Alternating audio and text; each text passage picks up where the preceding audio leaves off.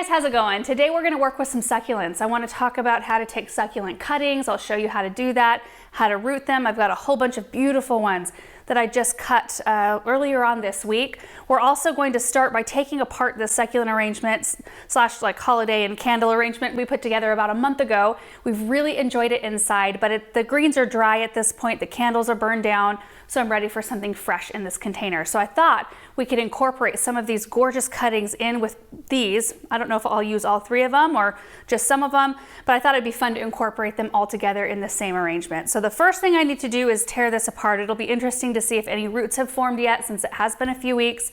But you can see here I had winterberry hollies and the berries are all shriveled up at this point. I also tucked in a whole bunch of spruce cones from the spruce tree that we had that fell down this year. And so I'm gonna save all of these. Pine cones last forever if you just store them in a bag somewhere dry. So that's what I do, and then I can use them in arrangements, throughout the year or whatever. So anyway, let's get this torn apart. I'm just gonna pull all the greens and candles out, and then we'll work with the succulents. Ooh. This candle really burned down. It was starting to drip wax on everything. Look at that. Pine cone stuck in the wax. Whoop. We still save that one. And that one. Here's the little pot that the candle was in.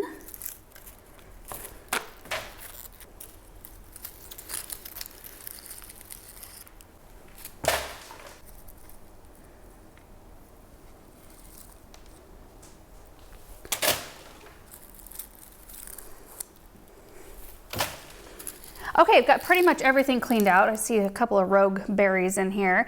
I did put fresh cactus mix in this container when I put this arrangement together, so all I'm gonna have to do is top it off with a little bit more. But these Echeverias right here are called Echeveria pallida. Look at this. Okay, so I did fresh cuttings for this arrangement just a few weeks ago, 3 to 4 weeks ago, and look at the roots that it's already formed. Isn't that crazy? So this type of succulent, or this type of Echeveria rather, forms a rosette that you see here, semi-slow growing, but they will form a long kind of trunk like a lot of other plants do. And so then you do what's called beheading, and I want to show you what that looks like on an already rooted plant. So I have an Echeveria right here. Now this one isn't too bad, but sometimes you'll see them stretch really long, sometimes with age, sometimes when they're not getting enough light. What you can do is you can come along with your pruners so that you can get a nice tight succulent again, and you can cut. I'm gonna cut a little bit further down here. This one's got a lot of tight growth in here. I'm gonna grab scissors. Oops. Scissors will reach in here a little bit better, I think, in between the leaves. So we just go in and cut. And that's what you call beheading right there. I hate that term, but you can pop all of these leaves off and root those if you want to. But what we want to do is attempt to get a clean stem here, kind of like we had with the Echeveria pallidas there. So just very gently. You don't want to tear the leaves off, especially if you're wanting to try to root, propagate for more plants. Okay, so see, instead of that really long succulent, we've got a nice, really tight succulent right there. And where all the leaves attach to the stem, it's what's called a node.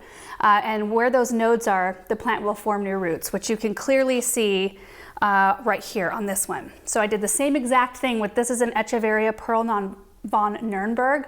Beautiful coloring. You can see it was forming a long stem, and you can see the roots coming out of the nodes.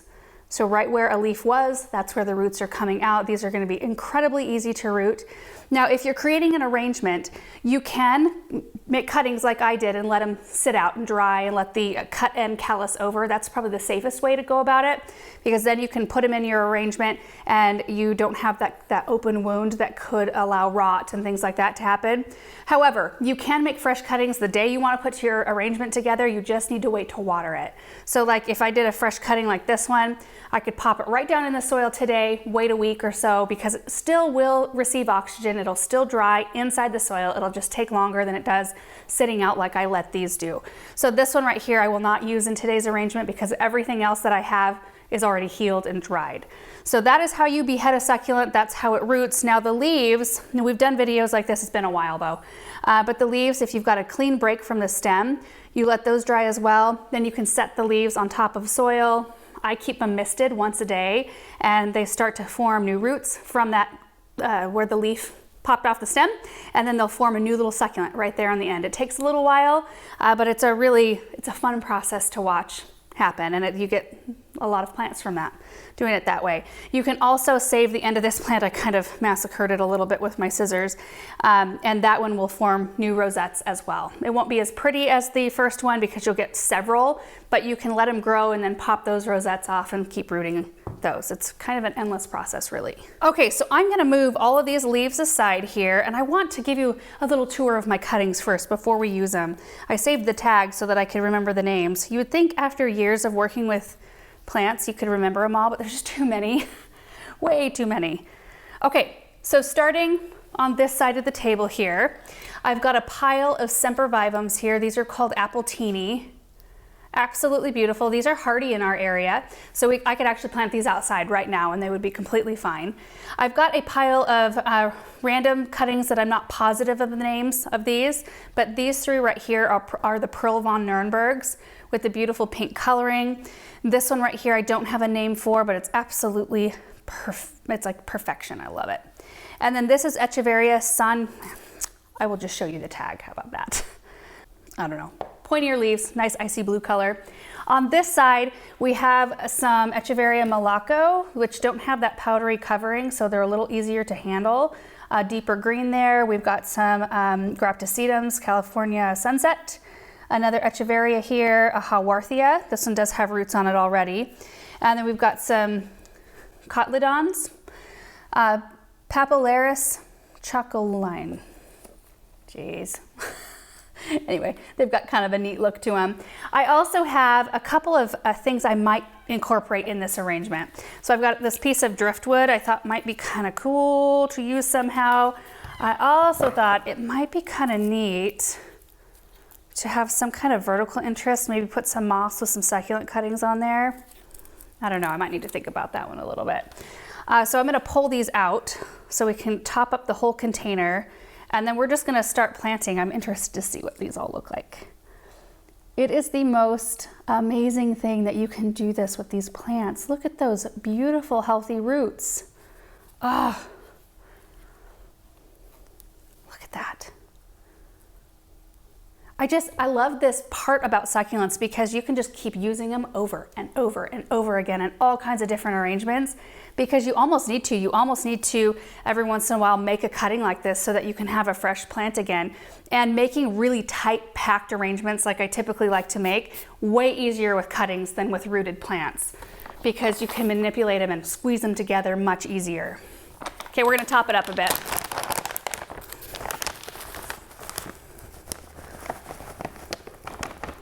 Something that's handy to have is like a marker, well, a little brush, number one, to brush any soil off the leaves, and then a marker of some kind. I'm gonna use, I guess this one, to help make holes in the soil so that we can insert our cuttings really easily.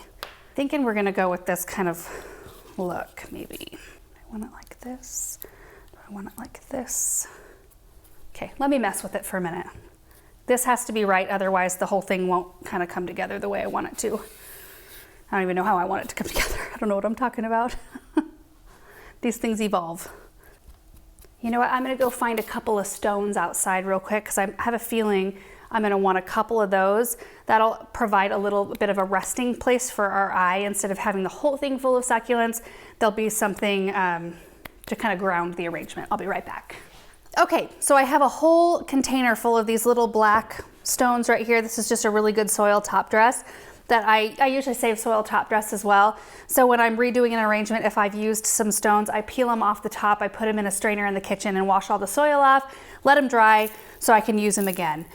So this is just kind of a mix of a couple of different types that I've used in the past. And then outside I found a couple of larger stones. So something like this would be pretty here, and then maybe right in here. I might move these around a little bit. So at this point, you guys, all you do is you take the plants that you think are pretty.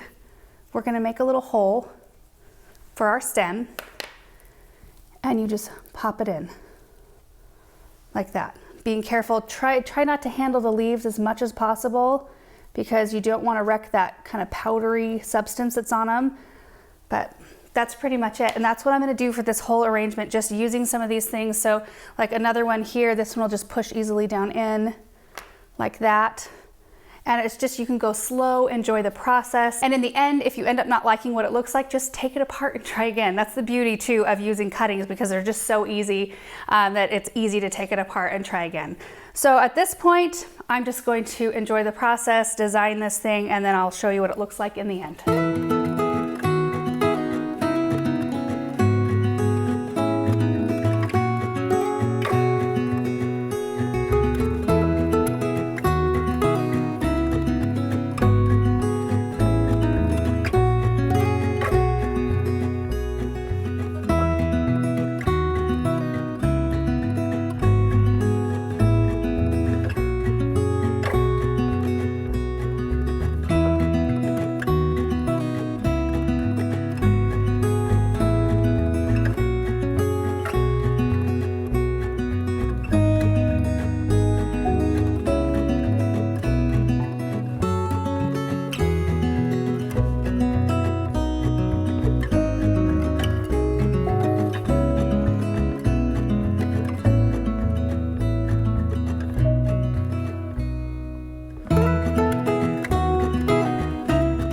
Okay, it's all done. I think it turned out so pretty. It has been a while since I put together an arrangement like this, and it was really a lot of fun. I can see myself wanting to, well, I just got a huge tray full of beautiful succulents, so I can see myself wanting to put together more of these, especially right in the middle of winter. It's so nice to have some fresh plants to work with.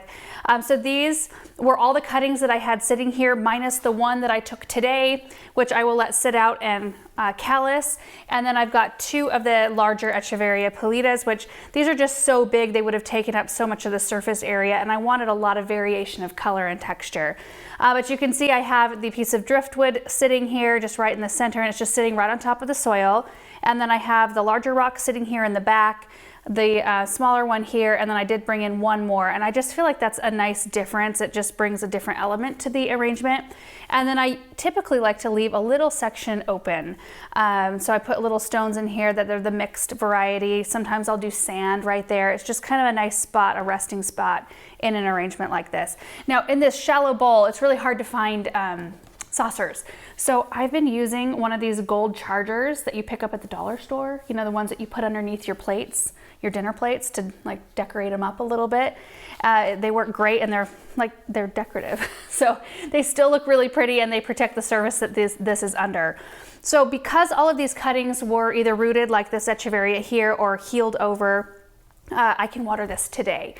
To water an arrangement like this, let me grab my watering can and I'll show you how I do it. You can take it a couple of different ways with something like this, because I don't have anything that's really tender or that's going to dislodge like sand. If I have sand in the front, I typically use a large syringe like this. This is a 100 ml syringe. You can get these on Amazon. I'll drop a little water, and then you can direct the water right at the root ball of the plant. This also makes it handy if you're doing a mixed arrangement with cactus and succulents. That way you can direct more of the water to the succulent root balls and keep a little bit more of it away from the cacti. But in this case, everything pretty much wants the same water. Everything's in there pretty well. So I'm just going to use the watering can and just dribble in a little water around the plants. Pretty easy. I don't worry too much about getting water on the leaves. It'll just kind of dry up. And after I water today, I probably won't have to water for another couple weeks, I'm guessing. Wintertime, most of these, I think all of these are in their kind of dormant season. They're not putting on a lot of active growth right now, so they don't need an enormous amount of water. And then in terms of how long an arrangement like this will last, because I plant so many of them close together, it actually slows their growth rate. They can sense that they're close, they are close together. They don't have a lot of room to grow, so they just kind of stay. I mean, they're very unlike a lot of the things that I plant in containers outside. You have to give supertunias a huge amount of space to grow, and they'll just roll over the top of their plants. They don't sense that they're next to something. If they're an aggressive grower, they'll just grow. These are much more tame and much more, they cohabitate a lot easier together. So like back here, they'll be completely fine. In fact, when you're dealing with cuttings, it takes them usually a couple of months to form any kind of decent roots. And then after that time, they'll start to root in slowly, and then they may start to grow a little bit, like maybe a few months down the road. So typically with an arrangement like this that I have close together, planted closely together, I get about a year out of it before I need to pop some succulents out. I mean, it will need regular grooming. We'll have some, dried up leaves at the bottom of the Echeverias especially.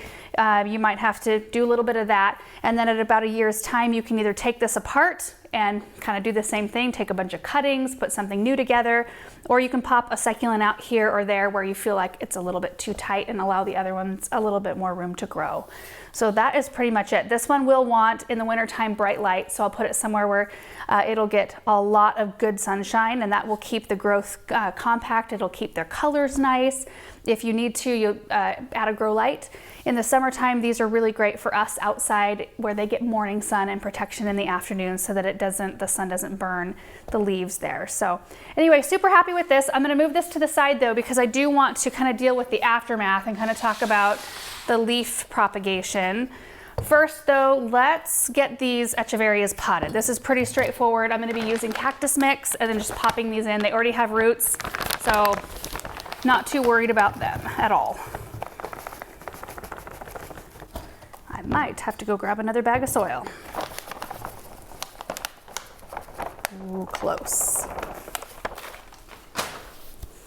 Okay, so with something like this, you just create your hole in the center,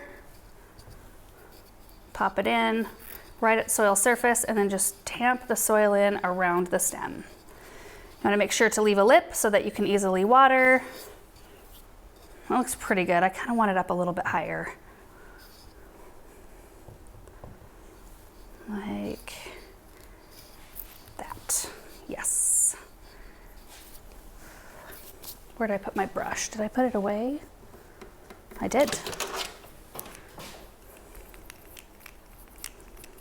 Brush any soil that gets on the leaves. We'll give it the tiniest bit of water. And I'm going to pop these under the grow light.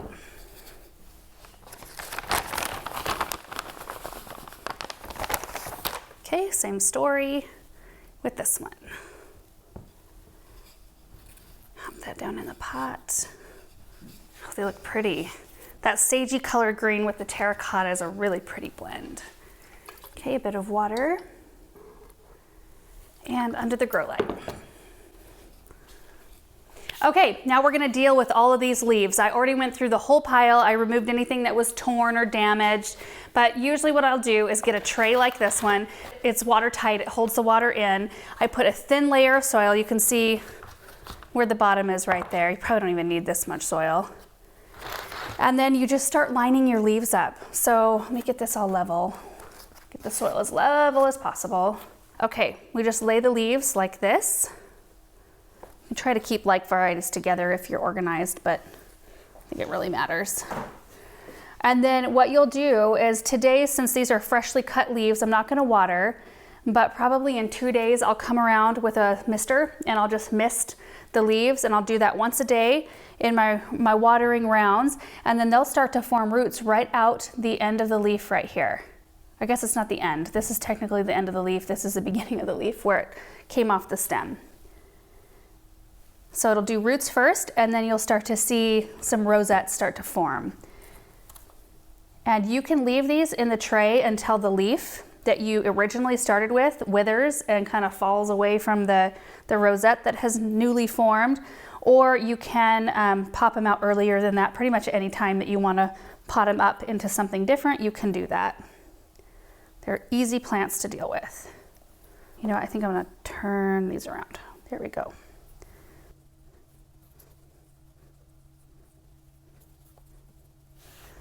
Gonna have to find another tray for the rest of these, but that's basically it, you guys, right here.